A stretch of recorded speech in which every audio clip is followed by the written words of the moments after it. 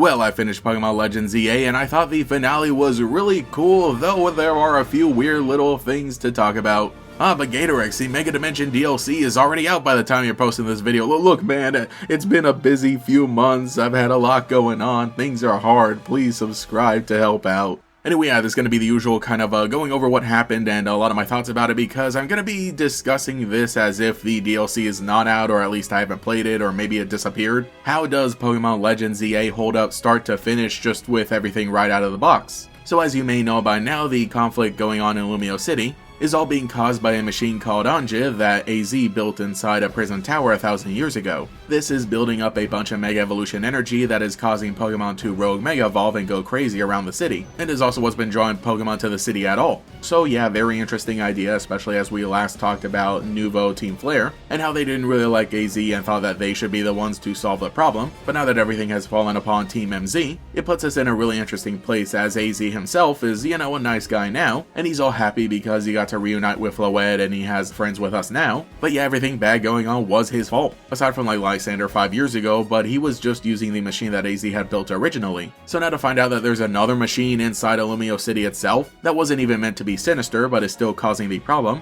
man, yeah, it puts a lot of weight on him and puts us in an interesting position as well. So the finale is set into motion one night when there's a huge explosion, and all of the scaffolding that was keeping Prison Tower hidden is all blown away, and the tower itself is all glowing now, so it's time to do something. With us needing the help of Mega Floette, we had to decide once and for all who is the strongest trainer, coming down to the protagonist and your rival, Urbane or Tawny. That leads us to a battle to determine the winner, which obviously I'm going to win, and I thought it was a fine battle overall. But now we can really get things started, though interesting that the rival themselves kind of protest and says, hey, you know, I should be the one to go with Floette, in a way kind of showing like how we as the protagonists are the ones who just walk into a situation and are like, yeah, I'm gonna save a day, when there are other characters who have been there before and have much more history with the special Pokemon. But overall I'm fine with it. That Mega Evolution looks a little wonky anyway, as they're going to Mary Poppins their way up into the tower, and the actual inside of the machine being just a rainbow throne doesn't look all that interesting anyway. What's up, it's your rival coming at you live from inside the death machine. Though shutting it down doesn't work as intended, and that is where we get the actual conflict, as the tower itself gets mutated into this giant plant monster, basically.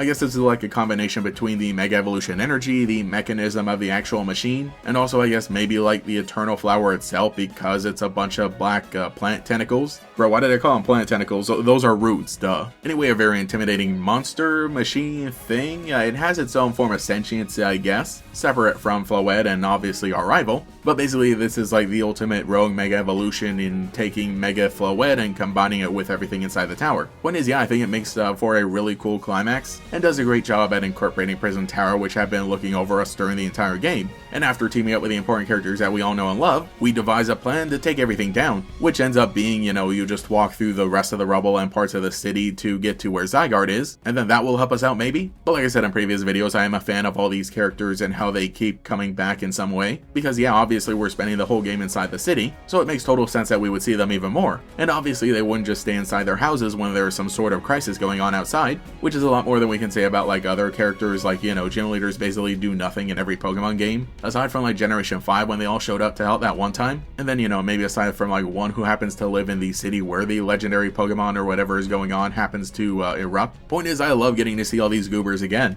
Fun little interactions with them, and just more character moments and dialogue as well. The battles themselves against some of these smaller rogue Mega Evolutions are, you know, they're okay. A good level of difficulty, and the fact that we get to be partnered alongside different characters is a fun idea as well. But I would say the fact that there are obstacles along this course, they're not necessarily as memorable as other boss battles. But one thing I do want to highlight here is that when we get to near the end and we need a ladder but there's no ladder around, the Rust Syndicate themselves forms a human ladder that we need to climb up, and you know, there's not even a whole fade to black and ooh, I climbed up the ladder. No, you actually get to see yourself climbing up on the shoulders of all these people. It's hilarious. Thank you, Mr. Corbo, you're the MVP here. But once we reach Zygarde in the dog form, we're also met by L, who completed his goal of helping Zygarde to find all the cells. Thank you, buddy, glad I didn't have to do that. And now comes the time for Zygarde to reach a complete form and fight against the monster. Nice cutscene here, and I'm really glad that this is how it played out and that we don't have to battle Zygarde right now in order to get the climax ending. So then begins the actual battle against Hyper Rogue and Floette. By the way, that is the official name of this thing. And I really do need to say I love the build up to this. I love the story moments of it. All the cutscenes are really cool. The characters' interactions are great. The battles along the way were really fun. But when it comes down to battle the actual monster itself, I gotta say I'm sorry, I was really disappointed. Because the battle starts off against these two flowers, which I think look really nice. The fact that they're red and blue to resemble Xerneas and Yveltal. And obviously, yeah, they just are parts of the Eternal Flower. And I think this would have worked out really well as a Phase 1 battle. But after getting to command Zygarde for a single move against the main monster, we get back into Phase 2, which is just a repeat of two flowers. Yes, here and there we do need to hide under Zygarde for cover, so it isn't 100% repetitive, but at the end of the day we are still in this one section here fighting against the two flowers that are doing basically the same thing, when I totally expected us to climb up the tower or at least there to be bigger monster manifestations of the plant. But going through 3 phases of this thing, yeah, I was so bored after like halfway through the second. Again, cinematically it does look pretty cool, especially when we control Zygarde, but I think maybe half of the battle should have been us on the ground. Well, during the second half, what if we get to control Zygarde in the air and fire off multiple moves while dodging whatever beams the plant fires at us?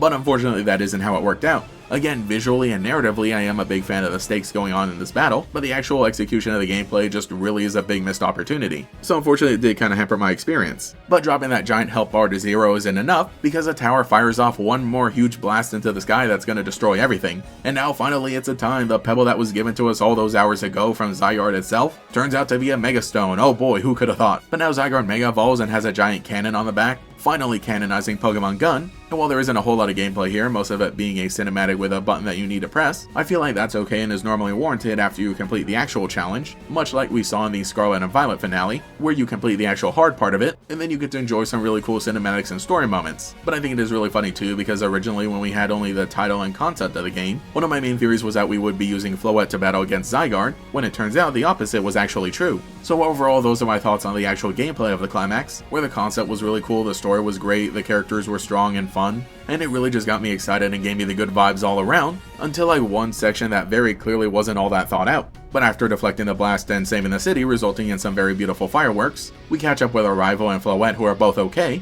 And yeah, even though they were helping out by giving us some information from up in the tower, we did still have to rescue them, and they weren't really by our side during the battle, which would have been nice. But also we get to catch up with AZ as well, who can finally rest. Man, this poor guy, everything was his fault. He was really remorseful for it, and he wanted to help out and make sure that everything was resolved. But toward the end of things, he was so weak and so sick and frail that he couldn't really do anything by himself, needing to rely on a bunch of kids, but I'm glad that we could do him proud. And after the credits roll, he does actually die. I can't believe that was something I predicted. Well, I think it was pretty obvious. A lot of people had this kind of fear. From the trailer, he was revealed in to have a cane, and obviously just a concept of the story. So I guess he wasn't totally immortal, but over 3,000 years is still a long time. But you know, I really do like this ending. A lot of complicated feelings around for sure. And as much as I joked about things like Lysander being forgiven, I kind of appreciate that a lot of characters still take the blame for what they did, and that not everybody is immediately trusting or forgiven at first, but over time they're able to change. Obviously, there's still a lot more to do in the game from here on out, but like I said, from what we get after the base game, right after the credits roll, man, I was really happy with the story and the experience overall. There's a lot of clunky stuff about the gameplay and some of the visuals here and there that obviously I'll admit to. And of course, if you want to hear a bunch of my live thoughts, I do stream every Friday. But for the second Pokemon Legends game we've ever gotten, I think it was a pretty worthy follow-up to Legends Arceus. It'll take me some time to determine which one is my favorite, but this was definitely an ending that I really had to sit on for a while. But those are my thoughts and my ratings on the overall story of Pokemon Legends ZA, so let me know what you think in the comments below. And definitely stick around, because now as my year has kind of chilled out a bit, we can also move on to content about the Mega Dimensions DLC, some other theories and weird little funny things going on in this game, as well as some other evergreen ideas, and oh my gosh, it's December already, we need a holiday special. Anyway, I'll save all the mushy end of the year thank yous for a different video, but for now, just like AZ, I am very happy where things ended up and very glad that I can finally rest. Thank you to every channel member for your continued support, including the great Gators, Dude Prinny, Alex with Shiny Hunts, Cosmo Zero, Tyler Hopper, Koi Koi 13, Cemetery Hill, Cheese at 62, Gator Kid 509, TF, Mathaclog 947, Taijirai, Phantom, and Quago. If you would like to support, see your name here, get access to emotes for comments, live streams, sometimes early videos, and our members podcast, you can become a channel member today. You can also follow me on Twitter and Blue Sky as well for more memes. Anyway, this is GatorX, and I'll catch you all later. Two worlds collide. Powerful Pokemon shape the future. Pokemon trading card game XY. Fates collide. In stores now. Each booster pack of 10 cards sold separately. Cards vary by pack.